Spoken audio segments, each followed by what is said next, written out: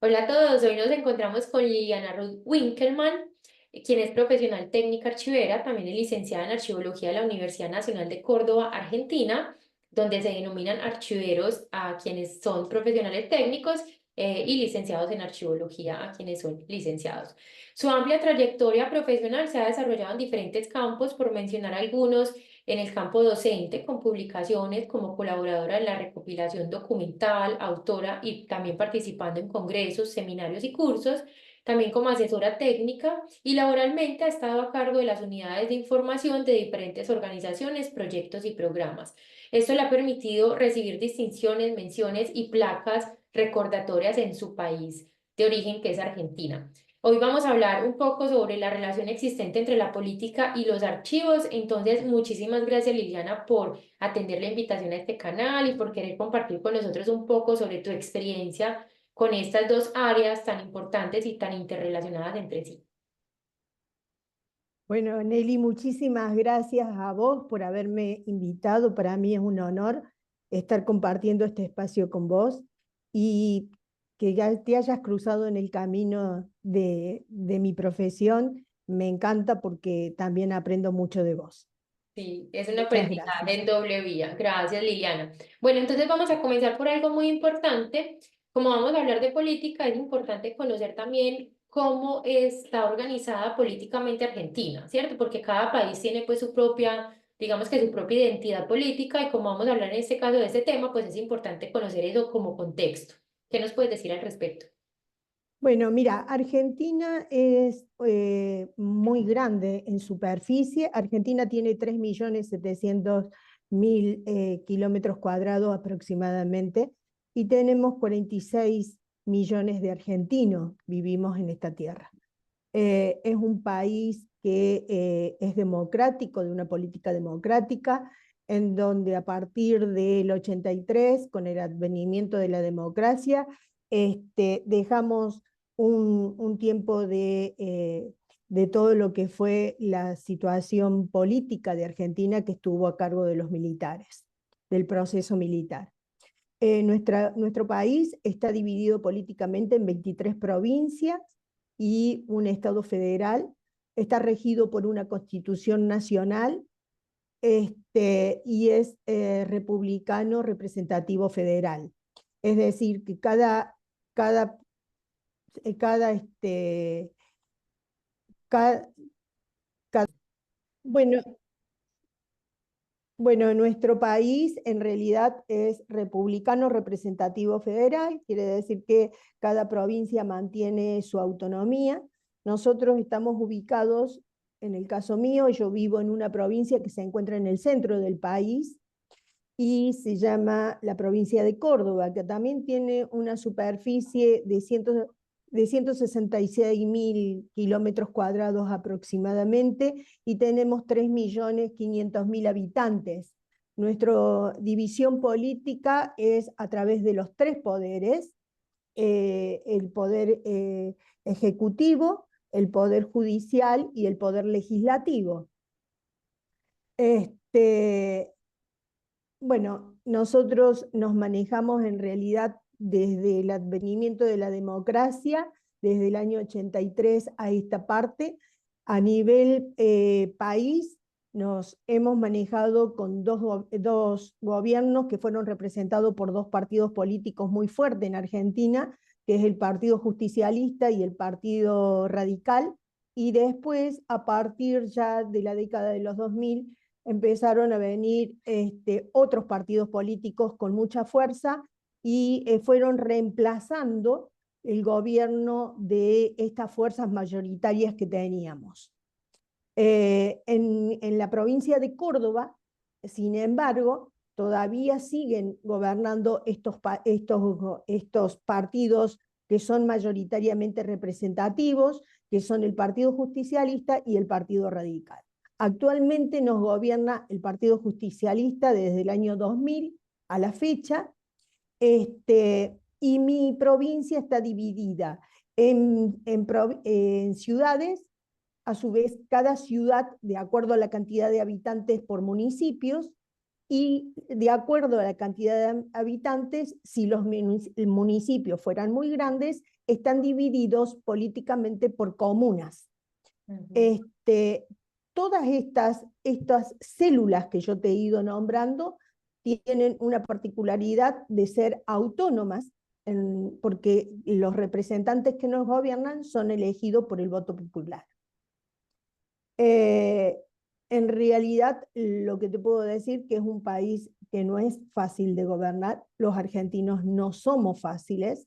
Y en cuanto a mi provincia, tiene la virtud de haber sido una provincia que en realidad se jugaron acá muchos bastiones, como por ejemplo todos los cambios y las transformaciones de la universidad, y la primera universidad que nace en Sudamérica, nace acá en la provincia de Córdoba. Entonces, por eso es que justamente a Córdoba le llaman Córdoba la docta. Y las primeras luchas de los gremios se dieron en la provincia de Córdoba. Córdoba tiene una fortaleza en cuanto a lo económico, en cuanto a la agricultura. Es una provincia que tiene muchas extensiones, mucha extensión de superficie, y lo bueno de esto es de que hace muchos años que las mujeres nos hemos incorporado a la política, pero nos hemos incorporado por una cuestión de que somos ya con esta sangre fuerte, ¿no? De luchadoras y peleadoras. Aparte, creo que una de las cosas que a mí me movilizó para poder participar de la política es sentirme no detrás del hombre, sino a la par. Entonces, soy de las que creo que las cosas se construyen desde adentro, se construyen en equipo, y los cambios se desarrollan desde adentro. Entonces, de acuerdo a donde te pares para poder ver la estructura política del Estado, es donde vos vas a decir si realmente querés participar o no, y qué es lo que quisieras modificar para el bienestar de la sociedad. Así es. Bueno, Liliana, has tocado muchos temas. Se nota pues que tienes un gran conocimiento de cómo funciona políticamente Argentina. De hecho, digamos que a grandes rasgos lo veo que es muy parecido a cómo funciona Colombia, entonces es fácil para entender, al menos para los colombianos.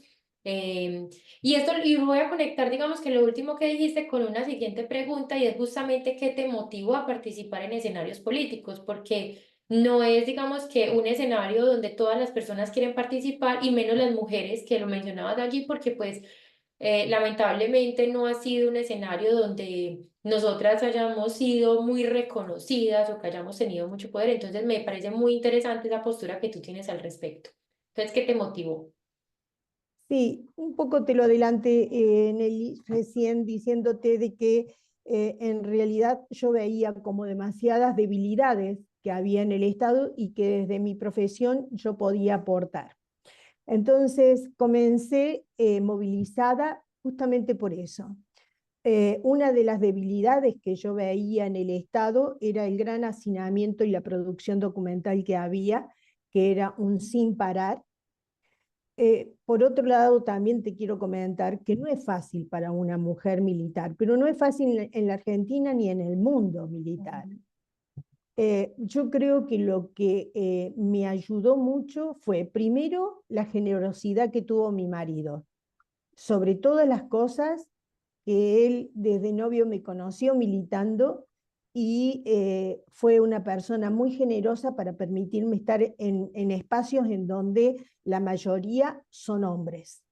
En segundo lugar, la familia. Cuando fue creciendo esta familia, en donde yo ya tuve los hijos, ellos también fueron generosos en permitirle a mamá que mamá estudie, que mamá trabaje y que mamá milite políticamente. Entonces, lo primero estaba salvado porque tenía el apoyo familiar. Hacia puertas hacia adentro de la política no es fácil, porque en realidad hay como demasiadas ingratitudes para con la mujer.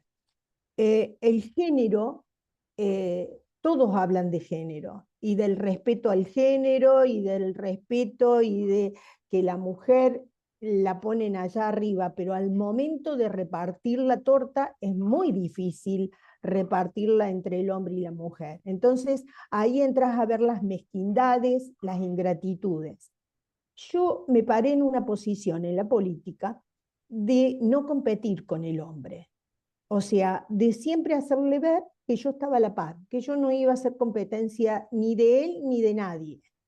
Entonces, que iba a tratar de aportar y de colaborar. Y el día que yo estuviese gobernando, y ese fue mi pensamiento, o estuviese en un lugar donde tuviera poder de mando, lo iba a invitar a la par mía para que juntos pudiéramos hacer los proyectos, porque creo en los proyectos exitosos cuando son compartidos en equipos, no cuando son unipersonales. Para mí esto es lo que me enseñó la política.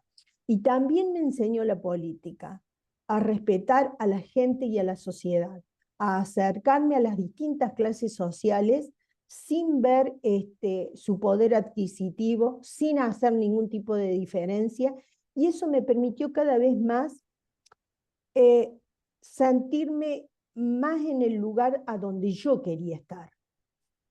Como ser humano, yo quería estar en un espacio en donde yo pudiera sentirme en igualdad de condiciones que todos y que nadie me hiciera sentir ni más ni menos que nadie. Eh, no fue fácil, no fue fácil llegar a lugares de mando, no fue fácil, pero tuve la suerte de que la política me permitió estar en lugares en donde pude hacer conducciones. Ahora, desde que ingresé a la política y desde que ingresé a la administración, fueron solo 14 años en donde ejercí como bibliotecaria. En el resto del tiempo, que fueron 35 años de servicio que tuve dentro de las administraciones públicas, lo pude ejercer en lugares de mando. Entonces, eso me permitió un gran crecimiento, un, un gran crecimiento en lo profesional y nutrirme de otras ciencias, porque siempre trabajé interdisciplinariamente, o sea, nunca trabajé solo, pero sí, y en esto no quiero sonar como narcisista, sino tengo que autorreferenciarme para comentar la experiencia. Sí, yo lo que sí traté de ver, y creo que me ayudó mi ciencia, a ver dónde estaba la falencia en el Estado para poder que la política me abriera la puerta. Entonces, cuando yo logré ver la falencia en el Estado, eh, que era justamente el gran hacinamiento documental que había en toda la administración, y pude demostrar que eso lo podía solucionar a partir de la ciencia de la archivología, entonces la política me abrió la puerta, no me costó golpearla y que no me la abrieran. Entonces, a partir de ahí comencé dos cosas paralelas, o sea, la militancia y trabajar en los ejecutivos. Y Y además bueno, en tu profesión, pues que es, que es en una, mi profesión, sí, en que mi es un profesión. No valor todos, agregado. no todos pueden, justamente, no todos pueden ejercer la profesión desde que se reciben hasta su etapa final, que es jubilarse, ¿no? Y vivir de ella. En el caso mío, soy una bendecida, siempre lo digo.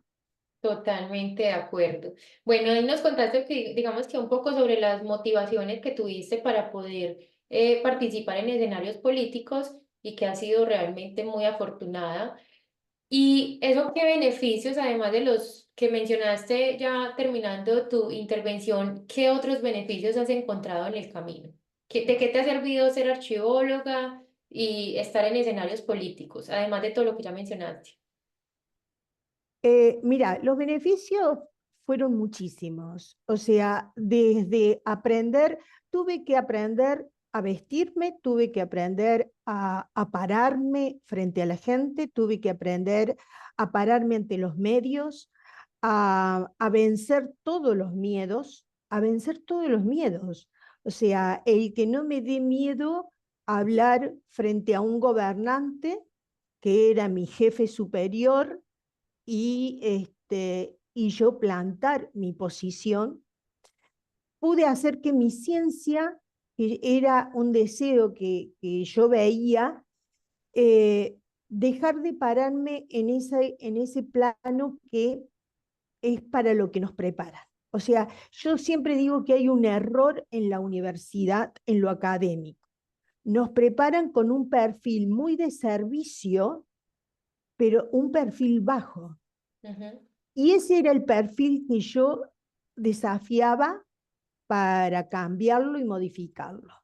Entonces, lo que hice es hacer sentir que yo era igual que todas las otras ciencias y podía crear una política. La política de salud no tenía que ser solamente la de salud, la de educación, la de obras sanitarias o la de electricidad, la política de seguridad, no podían ser únicamente ellas si nosotros teníamos las herramientas, teníamos metas, teníamos recursos para poder decir, bueno, acá estamos, vamos a crear, desde nuestra ciencia, vamos a crear una política pública porque nosotros prestamos un servicio a la sociedad. Y cuando uno presta un servicio a la sociedad y vos estás mejorando la calidad de vida de la comunidad, de la gente, estás preparada para competir con cualquier otra ciencia y sentarte con cualquier otra ciencia. Entonces, a partir de entender eso y a partir de entender que cualquier administración del Estado tiene los recursos humanos, los recursos económicos y los recursos documentales y las decisiones políticas que son transversales a todas las administraciones. Y ahora hay algunos colegas que hablan también de los recursos de derechos humanos transversales a las administraciones de cualquier estado y en cualquier país que te pares. En tierra firme vas a encontrar que se desarrollan estos recursos. Vos decís, bueno, ahí estamos nosotros, porque los documentos están en cualquier tipo de soporte. Entonces, mientras vos manejes el poder de la información, que es lo que manejamos nosotros, vos tenés que hacer valer eso para mejorar la transparencia, para velar por los derechos del Estado, para acercarte a la sociedad a través de la información, para transparentar la gestión y fundamentalmente para corromper, sacar del medio todo lo que es la corrupción. ¿Por qué la corrupción? Y porque nosotros estamos manejando la información. Nosotros somos los que manejamos la información documental. Entonces, mira todos los derechos que nos otorga. Y aparte todo lo que tuve que aprender, así como te digo que tuve que aprender a hablar, tuve que aprender a manejar los cubiertos y las copas, porque cuando te mandan a lugares donde vos vas representando al Estado, y vos tenés que tener todas esas cosas que nadie te forma.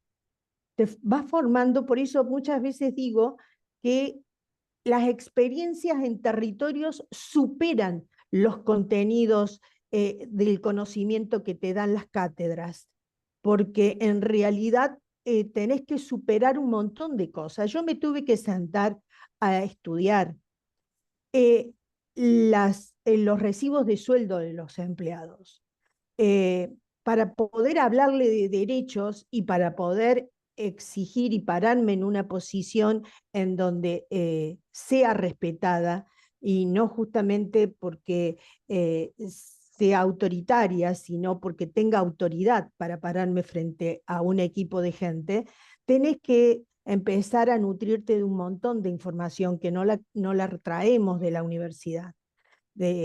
yo tuve que estudiar mucho en cuanto a las relaciones públicas, a las relaciones con el personal, a sentarme a ver sus planillas de sueldo, a sentarme a ver los derechos que ellos tenían, a sentarme a ver todas las normativas que tenía el Estado, porque yo no podía discutir con ningún colega, ningún otro funcionario, si yo no estaba preparada con las normativas que las haya leído. Por eso a veces nos preparan únicamente para ser técnicos y nosotros en el siglo XXI nos exigió a los archiveros pararnos en otra posición, porque el acceso a la información que nosotros tenemos es un derecho que nos da nuestra profesión y nos da un poder el que lo tenemos que saber manejar y manejarlo con total responsabilidad. Y al servicio pues de los ciudadanos, ¿cierto? Y yo creo, bueno, que en ese camino de aprendizajes, como tú lo mencionas, que son beneficios para ti, digamos que todo parece muy, muy bonito, pero uno sabe que también hay una cantidad probablemente de dificultades que se van encontrando en el camino. Entonces, ¿cuáles puedes recordar que nos quieras compartir hoy, que son unas lecciones aprendidas para ti, por ejemplo, ejerciendo tu profesión en esos escenarios políticos? Y fueron muchas. Hubo algunas que fueron muy ingratas, muchas veces lloré, porque a veces cuando vos sos empleado, estás parado frente al Estado en una posición de reclamo hacia el Estado, hacia el gobernante. Pero cuando estás parado del otro lado y estás como en lugar de estás formando parte de los ejecutivos, a veces te toca ordenar hacia abajo cosas que no te gustarían hacerlas, porque en realidad van en contra de tus principios. Yo recuerdo haber recibido mi primer cargo de directora a los 33 años, directora del Archivo Histórico de la provincia de Córdoba, muy jovencita. Y a los 33 años tenía empleados que estaban en el equipo, que formaban parte de mi equipo, que habían sido docentes míos, me habían formado. Fue una de las primeras cosas que en realidad me sacudió, porque a aquel que me había formado yo hoy tenía que darle órdenes.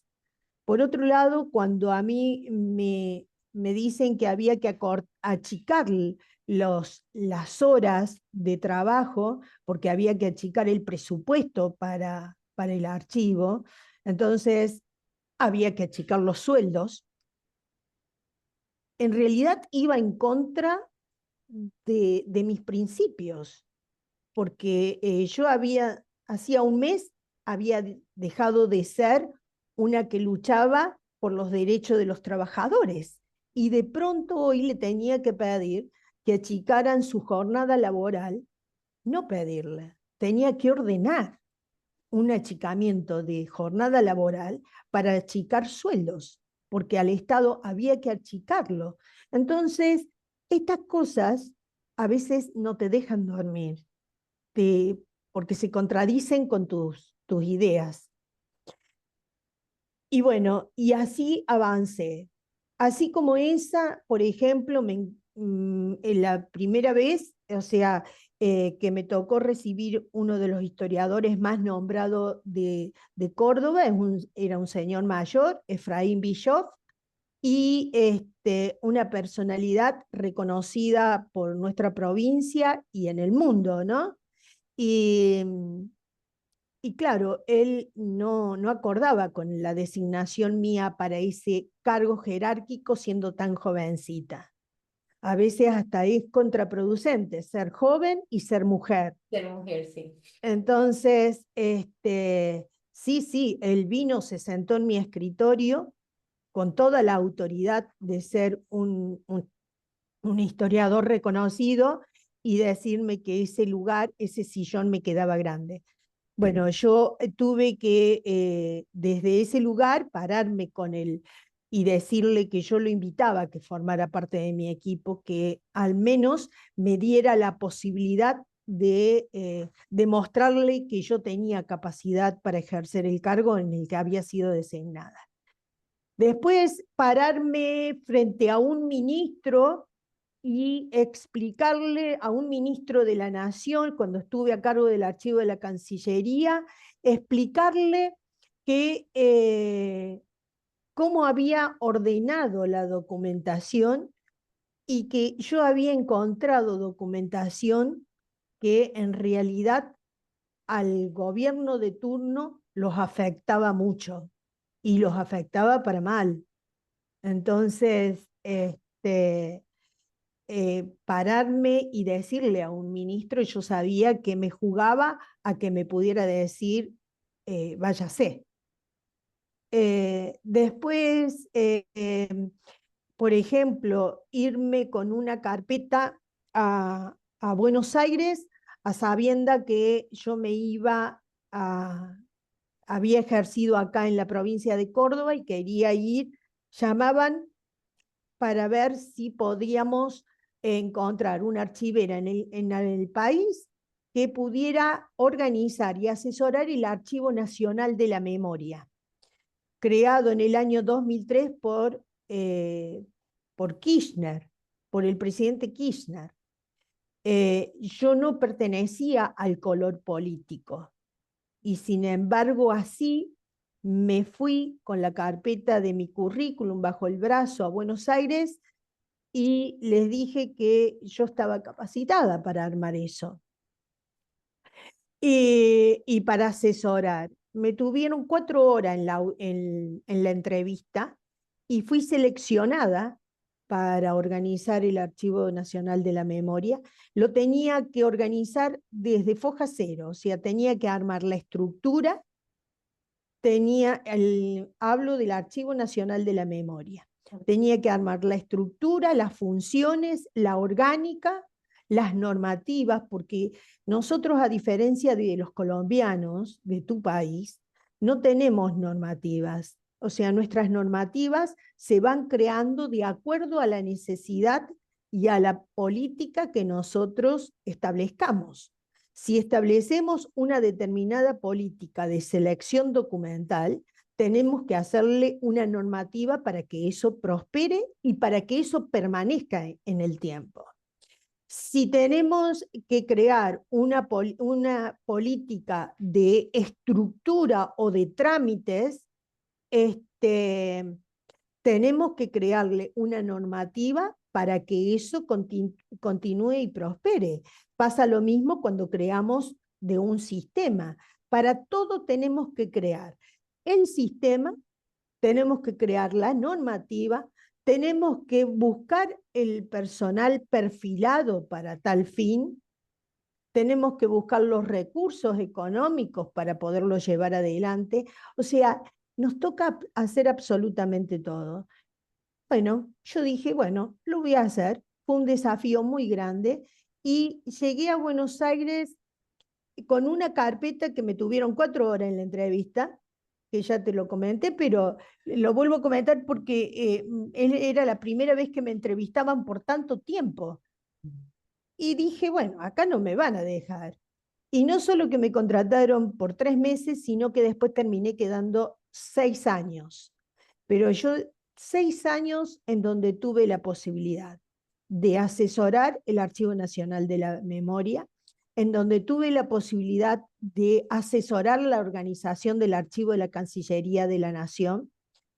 También capacité en el Congreso de la Nación sobre materia archivística, fui capacitadora y también gané una beca en donde me fui a hacer una residencia al Archivo de la Guerra Civil Española en Salamanca, que también fue un desafío muy grande, porque en Salamanca tuve que interactuar con referentes españoles en materia archivística y la verdad que me quedé asombradísima, con una generosidad. Trabajé durante los 2 meses que estuve en el archivo haciendo mi residencia.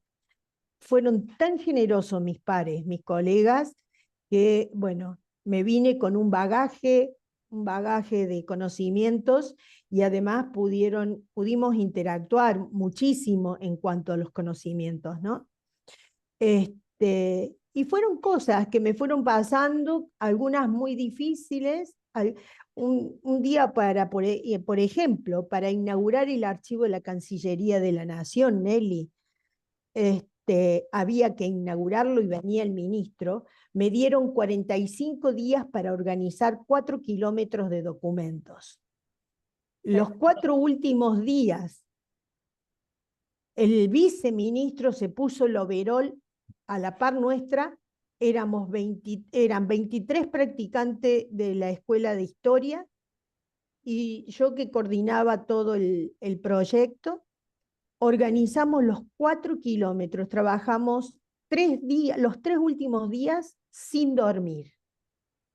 No dormimos, dormíamos a lo mejor 1 hora, nos despertábamos y seguíamos trabajando. Teníamos que organizarlo, clasificarlo y ordenarlo. Teníamos que hacer un instrumento básico que hicimos un inventario para poder tener una idea, porque teníamos que tener una herramienta en donde se pudiera hacer consulta, porque estábamos a la espera que el ministro nos hiciera cualquier tipo de pregunta y nosotros teníamos que estar al tanto de la documentación del fondo documental que teníamos. Entonces, fue muy difícil para nosotros. Y después, por ejemplo, me tocó ir a entrevistar a las madres de Plaza de Mayo, ir a entrevistar a las abuelas de Plaza de Mayo. No sé si has sentido nombrar quién son las madres y las abuelas, pero son de quienes tuvieron hijos y nietos desaparecidos en la época del proceso militar. Y realmente ahí me tocó el alma ese trabajo. Y me tocó el alma porque era muy difícil tener del otro lado a personas que estaban entregándome algo muy preciado que le había quedado como recuerdo de su hijo desaparecido, de su nieto desaparecido, de su hija desaparecida. Entonces, estas cosas que suelen suceder y que la experiencia me la puso en la vida, la experiencia profesional me lo puso, en realidad quedarán grabados para el resto de mi vida, porque fueron experiencias muy fuertes. Ver llorar a una abuela, a ver llorar a las madres cuando me entregaban, me mostraban las libretas de calificaciones de sus hijos o de sus nietos, fue muy difícil. Y ahí fue, mirá, que cuando llego al archivo por primera vez y me encuentro con todo el equipo de personas que me iban a acompañar en la organización de este proyecto, me presento y digo que soy la licenciada Winkelmann. Y cuando dije la licenciada Winkelmann, todos abrieron los ojos y me dijeron, Winkelmann, ¿sí? ¿Y qué tenés que ver con los Winkelmann desaparecidos? Ahí me entero que papá tenía un sobrino que había desaparecido en la época del proceso.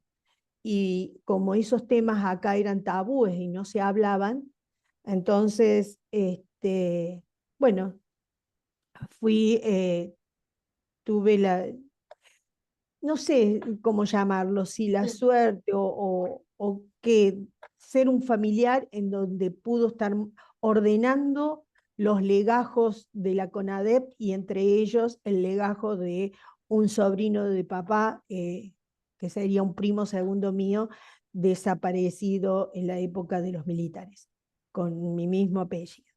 Entonces, todas estas cosas que me movilizaron mucho, bueno, formaron parte de mi trayectoria profesional y después también te puedo contar que para acercarme a la sociedad traté de usar mucha imaginación, hice muchos programas para poder acercarme a la sociedad, porque yo creo que una de las falencias que tenemos los archiveros es que siempre esperamos que la gente, la sociedad, venga hacia los archivos. Los UCI. y no nosotros hacia la sociedad.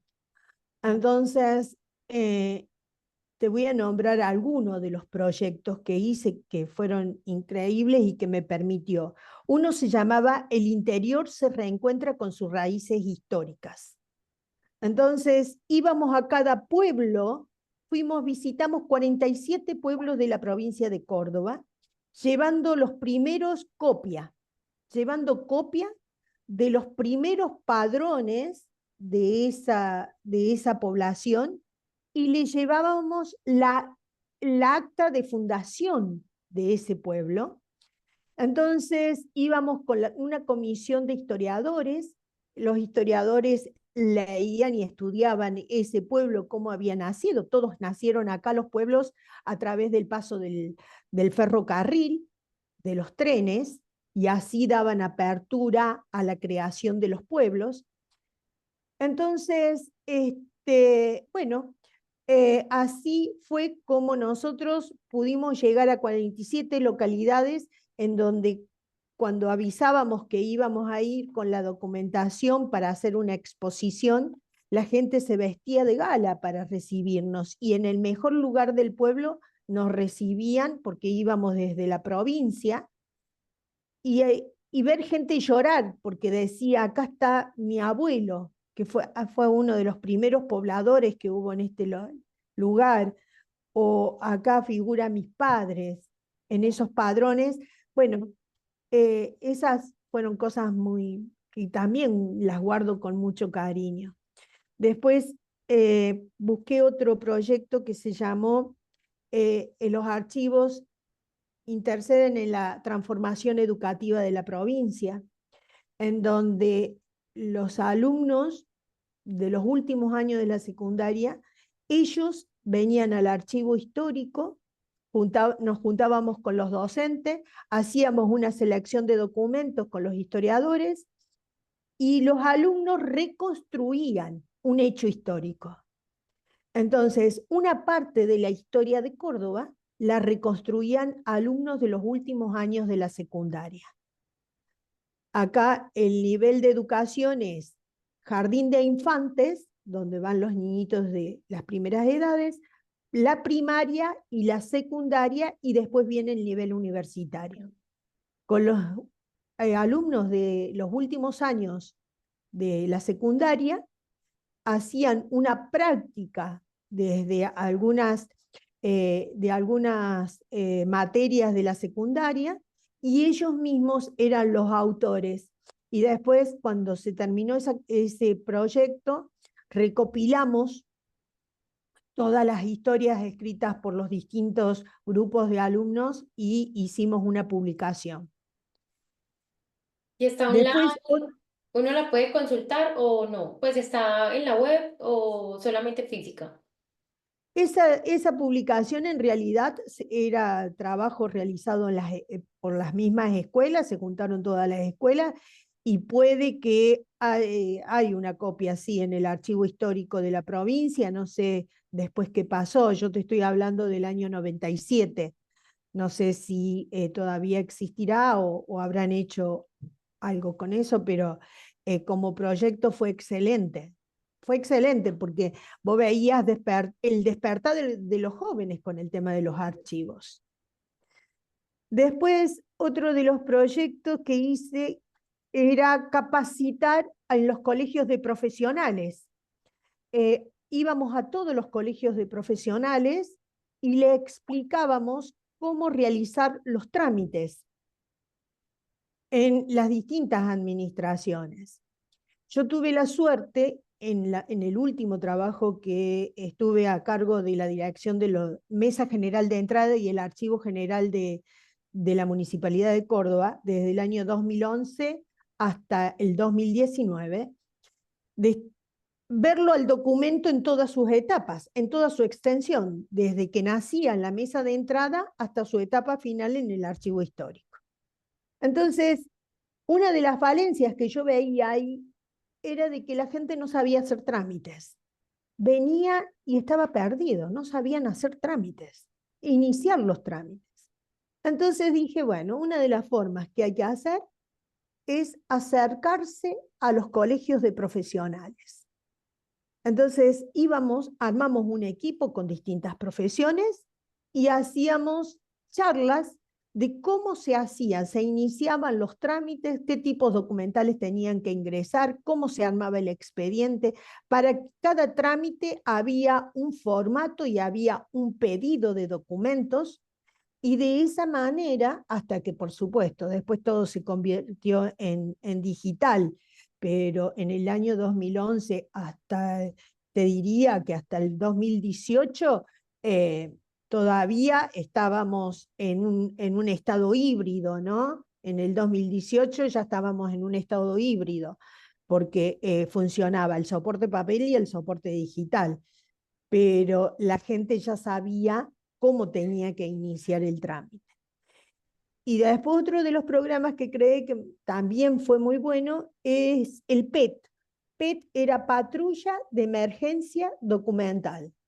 Entonces, vos ibas con el PET, una comisión de expertos, y asistían a todos los archivos que estaban en emergencia, archivos de oficina, al archivo general y al archivo histórico. Entonces, a todos los archivos iban y trataban de asistirlo cuando estaban en un estado de emergencia, y le ofrecían cosas para que pudieran salir adelante. Y Siempre así, muchas experiencias para contar, Liliana. Yo creo que lo que te permitió participar en escenarios políticos, además de desarrollar todas las habilidades y digamos que ampliar más el conocimiento con relación a cosas que, como tú lo mencionabas, no se ven en la academia, ¿cierto? Tampoco da el tiempo para enseñar esas cosas, de cómo comportarse en una mesa. O sea, hay muchas cosas, digamos, que deben hacer parte de todo profesional, no solamente archivistas, de todo profesional. Digamos que tuviste un camino lleno de muchísimos aprendizajes, de experiencias muy diversas, donde desde mi perspectiva, escuchándote hablar, digamos que te permitió desarrollar, además, como todas esas pasiones, todo lo que realmente querías hacer a través de la profesión, pues vinculando la archivística o la archivología, pues como se conoce en Argentina, con la política, la participación ciudadana y bueno, y todo lo que esto conlleva. Y eso lo quiero conectar con una, digamos que con una última pregunta que trato de cerrar todos los conversatorios, y es, ¿qué recomendaciones, de acuerdo con todo ese bagaje que nos acabas de mencionar, qué recomendaciones le haces a los archivólogos o archiveros o archivistas o archivónomos de hoy que estén viendo este video? De acuerdo con todas esas experiencias que has tenido, ¿qué recomendaciones nos puedes dar? bueno, antes de darte las recomendaciones que te quería ofrecerle a los colegas, Sí. era decirte que contarte mi última experiencia, que esta la quise dejar para el final, Ah, porque esta experiencia para mí fue la que en realidad me sentí íntegra. Es cuando sentís la satisfacción del deber cumplido. Eso es sentirse íntegra. O sea, creo que dejé todo lo que tenía que dejar, lo dejé en la cancha. O sea, cuando me pusieron a cargo de la dirección de Mesa General de Entrada y el Archivo General, yo tuve un proyecto extremadamente ambicioso, pero no podía sola. Tenía la suerte de verlo al documento desde que nacía hasta el final.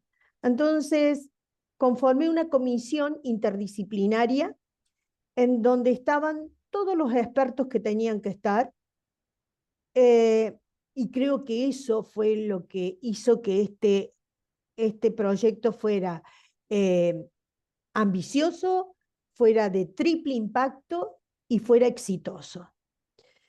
Eh, Había abogados, había gente de la administración, había historiadores, había ingenieros en sistema, que era lo que nos interpretaba nuestras necesidades, había archiveros, había gente de los derechos humanos, y le sumé algo que pocas veces, en realidad no lo escuché. No lo escuché en ninguna otra colega que me dijeran que conformaron una comisión de expertos con esta parte que te voy a decir. También dije, es necesario que en esta comisión la integre gente del gremio. ¿Y por qué la gente del gremio? Y porque yo sabía que ellos, si formaban parte de este proyecto, era lo que a futuros iban a defender el proyecto. Iban a sentir, yo tenía que sensibilizarlos de tal manera que sintieran un sentido de pertenencia sobre el proyecto, porque venía a cambiar un proyecto que ellos tenían hacía 34 años. Tenía que cambiar la mentalidad y el paradigma de todo el personal, porque en realidad trabajaban con el lápiz y papel y yo le tenía que dar un mouse y una computadora. Tenían que pasarlo de soporte a papel, lo teníamos que pasar a informatizar los trámites. Y teníamos que digitalizar, pero para todo eso tenía que convencer al ejecutivo, que convencer a los empleados, que convencer al gremio y satisfacer a la sociedad. Entonces no era fácil el proyecto, pero tampoco era imposible. Yo en esa gestión tuvimos 8 años y tuve que crear las normativas, tuvimos que analizar todos los trámites, hacer los cursogramas de cada trámite que había dentro de la administración, estudiar toda la normatividad de cada uno de esos trámites.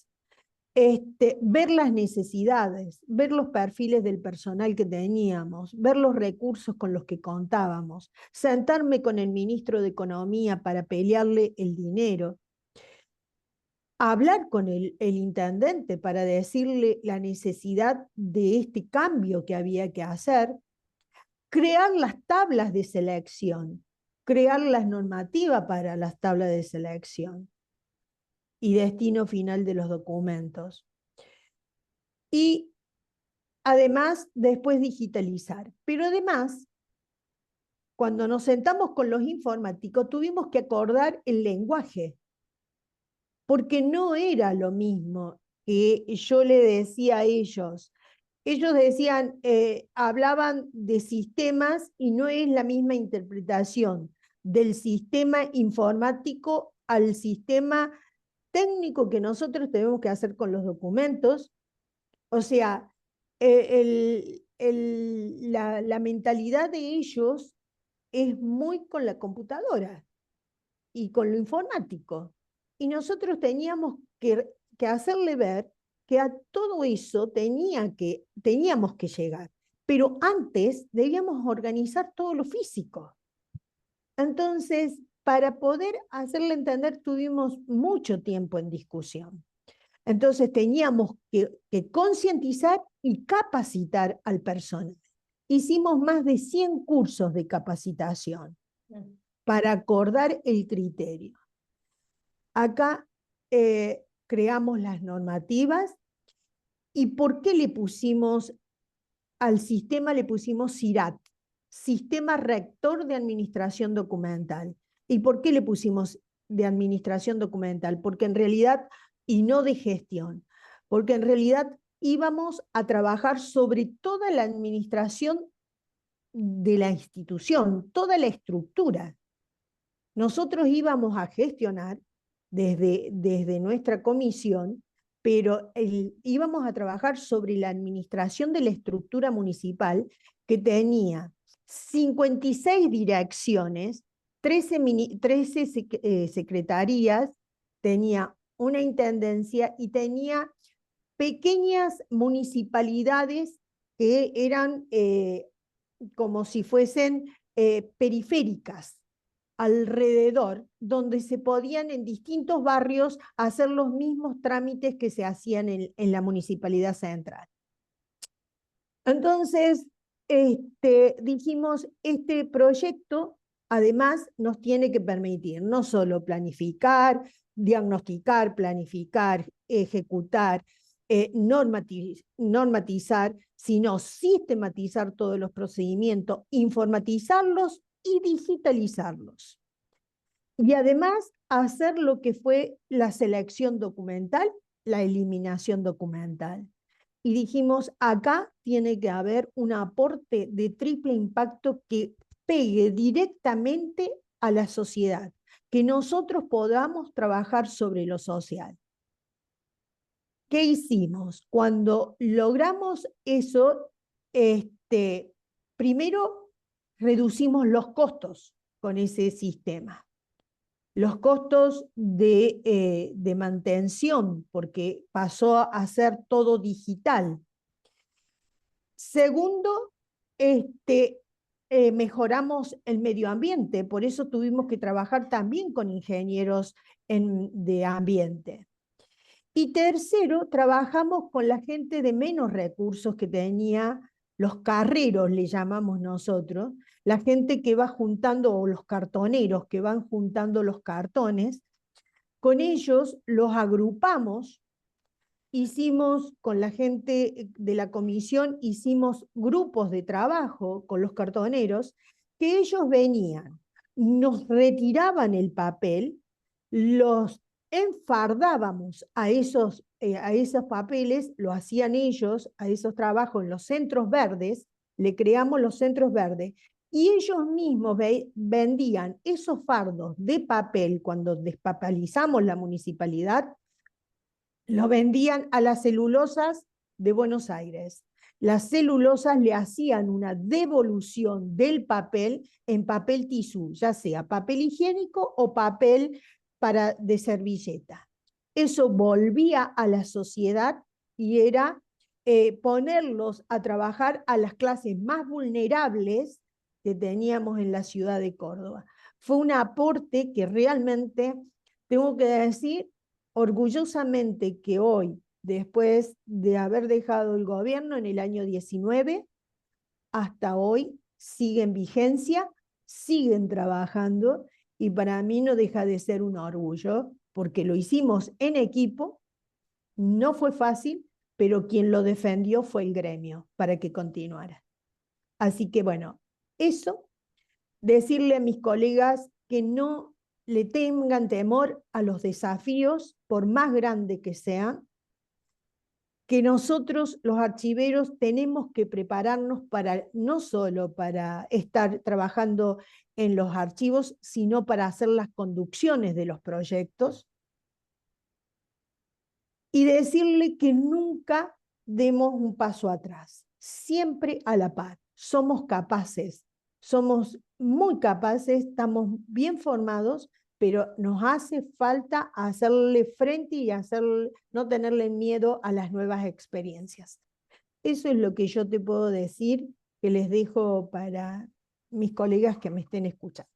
Bueno, realmente son muchas más cosas de lo que mencionaste al final de tus palabras, porque hay muchos aprendizajes acá. Eso del uso del papel, digamos que es un tema de responsabilidad social, de responsabilidad ambiental, o sea, toca muchos sectores de la sociedad, y qué bueno que a través del ejercicio profesional se pueda también impactar ese tipo de cosas. Entonces, felicitaciones a ti, al equipo de trabajo que te acompañó, no solo por eso, o sea, sino que eso es como lo más, digamos que lo que más me quedó de todo lo que mencionaste, porque me parece una iniciativa muy interesante y que probablemente puede que hayan otros colegas pues que lo estén haciendo en estos momentos, pero pues que no lo conocemos. Y quienes no lo están haciendo, pues es una oportunidad también para revisar las posibilidades de cada uno, en cada uno de los países donde nos encontremos, porque digamos que las políticas también funcionan de forma distinta. Antes, Liliana, de terminar todo esto, yo tengo una duda que sé que si yo la tengo, probablemente mis colegas, al menos de Colombia, también la pueden tener, y es que nos hables un poquito más sobre las políticas y la normatividad, ya que justamente estamos hablando de políticas. Digamos que no me queda muy claro cómo funciona la política pública archivística en el país, ¿cierto? ¿Cómo? Porque sabemos que en Colombia hay un cuerpo normativo impresionante, o sea, casi que nosotros tenemos la política desarrollada como si fueran manuales de cómo se aplica cada cosa, hasta para organizar documentos, pero ¿cómo es esa política pública archivística en Argentina y cómo un archivista puede participar en la elaboración de esa política que supongo que funciona a nivel nacional, ¿cierto? O desde el Archivo General de la Nación, o sea, quiero como entender un poco más esto. Mira, en el Archivo General de la Nación tengo que decirte que en realidad no fue un archivo rector y que nos fue enviando, no fue regente ni nos fue enviando directivas para que nosotros desde las provincias o desde los municipios podamos atender. Nosotros la última ley que tenemos con la que nos regimos desde el Archivo General data del año 1961. Entonces, en realidad, hemos hecho y hemos trabajado muchas veces distintos colegas en distintos grupos y equipos de trabajo. Hemos acercado al Congreso de la Nación distintos proyectos de sistemas. Yo debo haber estado participando en por lo menos, no menos de 3 proyectos de sistemas, pero ninguno prosperó. Eh, Acá no es como Colombia o como en otros países como Dominicana o como Panamá, que he tenido la suerte de recorrerlos, o como el mismo México, este, o como España. No es lo mismo porque acá no se le da ni importancia ni interés al tema de los archivos. O sea, cuanto menos archivos haya, y menos organizados estén, mejor, porque, porque la corrupción es mucho más viable cuando las cosas están desordenadas. Entonces, nosotros cuando llegamos a espacios en donde se nos permiten estar, nosotros mismos creamos las políticas, la archivística como política pública. Nosotros somos los que convencemos al gobernante para que entienda que si nosotros prestamos un servicio a la sociedad y las políticas públicas se nutren justamente por prestar servicio para mejorar la calidad de vida del ciudadano, y nosotros, una de las eh, eh, servicios que prestamos es el acceso a la información de nuestros documentos, estén en el soporte que estén, entonces nosotros tenemos que estar en el mismo nivel que cualquier otra, de cualquier otra área que preste ese servicio hacia la sociedad, porque nosotros lo que estamos haciendo es aportar a la calidad de vida, de mejorar la calidad de vida del ciudadano. Cuando vos estás en esa posición, estás haciendo nada más y nada menos que una política pública. Y eso es lo que nosotros tratamos de transmitir cuando nos toca estar en espacios de poder. El tema es de que son muy pocos los archiveros que llegan a espacios de poder, en donde se pueden sentar y a debatir en las mesas ejecutivas, en donde vos debatís las políticas públicas, en donde debatís una ley de transparencia, en donde debatís una ley de acceso a la información pública, en donde debatís una normativa de creación de una comisión de selección documental. Cuando vos debatís y tenés la posibilidad de estar en la mesa del debate, vos ahí podés convencer a tu gobernante que lo que estás hablando es nada más y nada menos que de una política pública, porque la archivística eso es, una política pública porque mejora la calidad de vida de los ciudadanos. Cuando los gobernantes interpretan y entiendan que nosotros le acercamos a ellos todas las llaves para que ellos puedan a futuro seguir gobernando, entonces, y entienden que lo que manejamos nosotros es información directa que viene de los ciudadanos, de las empresas, de todo aquello que el mismo municipio o el gobierno provincial gobierna, o el mismo gobierno nacional gobierna. Entonces, ellos ahí advierten, cuidado, mira vos, llegaron y nos traen la información de primera mano. Yo a las 7 de la mañana me sentaba en mi despacho y a las 7:30 lo informaba a mi intendente, a su privado, toda la información que había ingresado que podía dañar al Estado municipal o no. Él evaluaba. Entonces iba dando prioridades. Todos los días, cuando vos haces eso, advierten que se dan cuenta que o sea, vos tenés un gran poder, tenés la información cotidiana de todos los días. Entonces, es ahí cuando dicen, esto sí hay que convertirlo. Nunca nadie vino y me pudo discutir que no era una política pública la que nosotros estábamos creando. Y aparte por la permanencia a lo largo del tiempo. Fíjate vos que en el año 97 creé en la provincia, siendo directora, con una comisión también de expertos, conformamos la primera ley sobre 1659 del 97, el primer decreto que saca el gobernador sobre las tablas de selección y destino final de la documentación, que fue el primer proyecto que me abre las puertas en la Casa de Gobierno, porque pude demostrar que era tanto el hacinamiento documental que era necesario hacer un diagnóstico para empezar a eliminar documentación.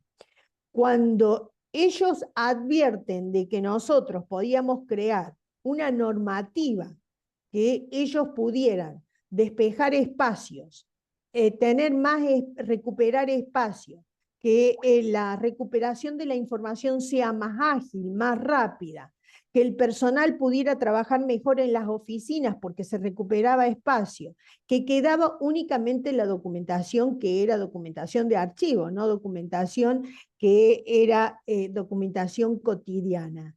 Entonces, cuando entendieron eso, pero somos nosotros los que debemos ofrecerle esa información.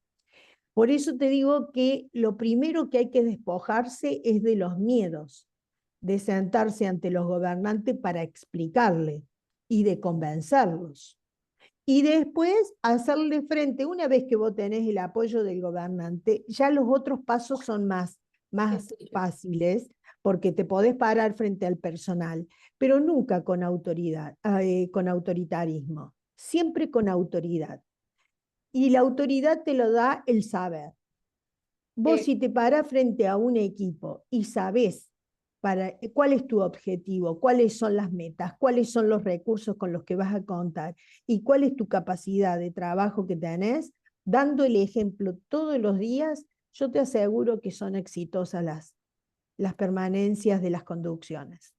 Totalmente de acuerdo, Liliana. Yo creo que ya para cerrar esta interesante conversación, tocaste temas de interdisciplinariedad, trabajo colaborativo en equipo. Indudablemente es una de las conclusiones que en todos los conversatorios que he tenido, digamos que es a la que hemos llegado. Nosotros no podemos trabajar solos, somos transversales a muchos procesos y eso significa que interactuamos con muchos otros y por lo tanto eso lo conecto con la otra cosa que estabas diciendo al final y es que tenemos que tener una capacidad de comunicación y de sentirme igual y a la par con el otro. Y para ello, pues tengo que creerme el cuento que yo soy un profesional altamente calificado y tengo que tener buenos argumentos que obviamente los voy a ir construyendo en la medida que alimento mi conocimiento respecto al tema que vaya a tratar, ¿cierto? Yo ahora no me puedo poner a hablar aquí sobre, no sé, los Juegos Olímpicos, específicamente natación, porque yo no sé, yo de natación solamente sé que es alguien que se tira a la piscina y listo.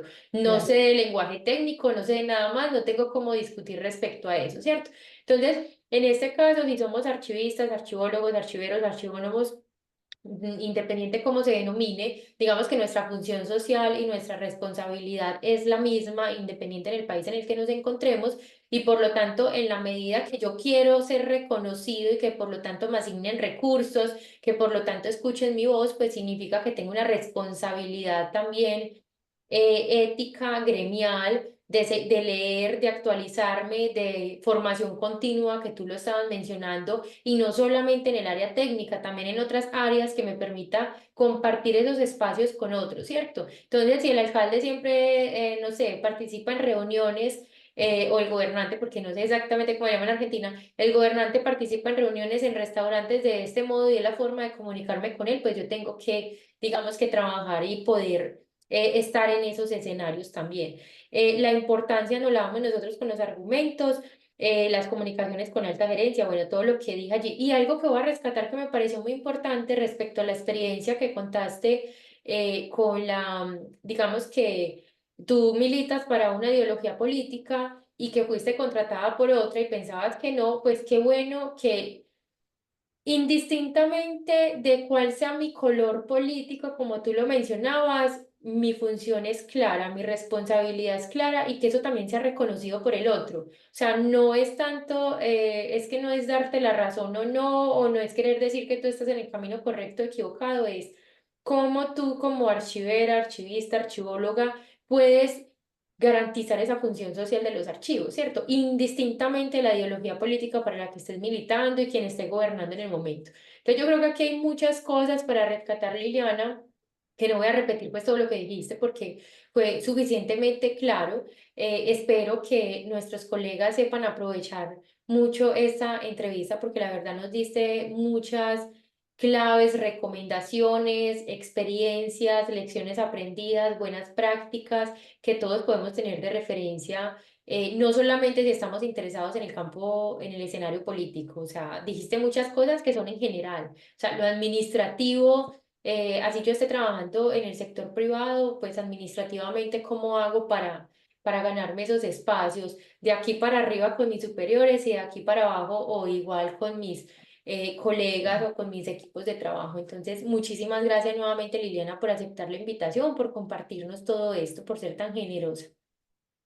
No, gracias a vos, Nelly, y también yo creo que has sido muy generosa para conmigo permitirme contar esta experiencia de vida que realmente es bueno porque no queda únicamente en mi saber y en mi corazón, sino que la puedo transmitir a Así es. otras generaciones. Muchísimas gracias. Y que por gestión del conocimiento la tenemos acá, va a estar en YouTube, cualquier persona la puede consultar 24/7 y que esperemos pues que YouTube esté hasta incluso después de que nosotros ya no habitemos este plano. A, Gracias, di- Liliana. a disposición, ¿eh? Gracias.